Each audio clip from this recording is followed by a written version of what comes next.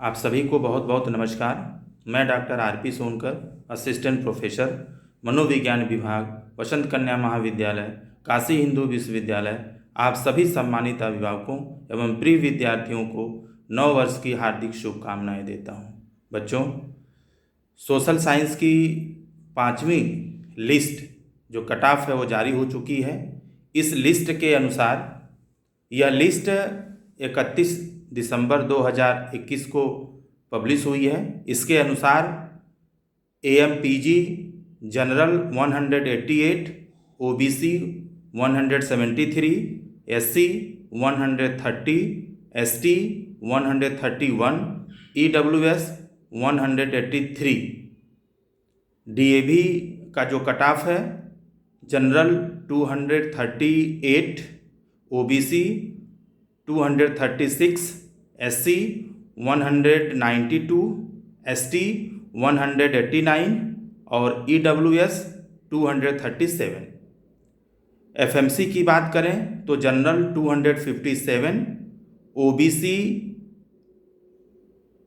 248, SC 208, ST 170, EWS 252, employee ward 23 और paid जो है वो 256 गया है। जबकि MMB की बात करें तो MMB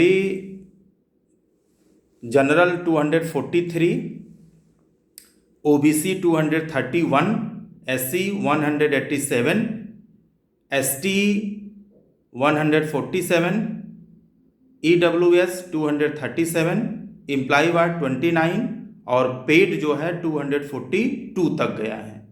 VCW की बात कर लें, जनरल 189, OBC 173, SC 130, ST 131 और EWS 184। और VKM में अगर हम कट ऑफ की बात करें तो जनरल 189, OBC 175, SC 130, ST 131 और EWS का कट ऑफ गया है 184। तो ये कट ऑफ है जो पब्लिश हो चुका है। जैसा कि मैंने आपको बताया कि अगर किस बच्चों आपको कोई प्रॉब्लम है तो आप कमेंट बॉक्स में लिख करके आप पूछ सकते हैं। तो कुछ बच्चों ने कई सारे प्रश्न पूछे हैं, जिनमें से 3-4 चीज़ों पे हम आज बात कर लेते हैं।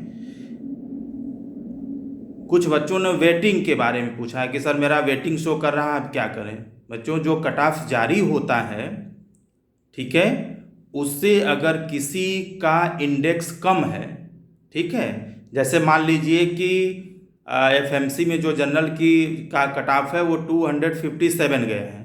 अगर 257 से जनरल कैटेगरी के बच्चे का नंबर अगर कम है तो उस कंडीशन में वेटिंग शो करता है।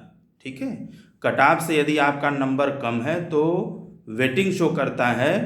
और जब बच्चे फीस जमा नहीं करते हैं या किसी कारणवश वो अपना एडमिशन नहीं ले पाते हैं तो उस कंडीशन में नया जो कट ऑफ जारी होता है, अगर उसमें आपका इंडेक्स आता है तो फिर आपको एडमिशन के लिए इन्फॉर्मेशन दिया जाता है कि कौन सा सब्जेक्ट कॉम्बिनेशन आपको मिल रहा है और कहाँ पे मिल रहा है। और आप यदि उस सब्जेक्ट एलोकेशन एंड कॉलेज से बिल्कुल सेटिस्फाइड होते हैं तो उस कंडीशन में अपनी फ़ीस जमा करते हैं। और यदि आप सेटिस्फाइड नहीं होते हैं तो वो आपके इच्छा के ऊपर होता है। ठीक है, कुछ प्रश्न जैसे कुछ बच्चों ने फीस के बारे में बात की है। ठीक है, तो बच्चों, एक बार जो आप फीस जमा कर देते हैं, जैसे मान लीजिए किसी बच्चे का सोशल साइंस में एडमिशन हो गया, और उसका आर्ट्स में भी हो गया, तो सोशल साइंस में अगर वह फीस जमा किया हुआ है तो वह ट्रांसफ़र हो जाता है फैकल्टी ऑफ आर्ट्स में, या फैकल्टी ऑफ आर्ट्स में फ़ीस जमा किया हुआ है तो वह फीस भी अगर आप सोशल साइंस में एडमिशन ले रहे हैं तो वहाँ पर ट्रांसफ़र हो जाता है।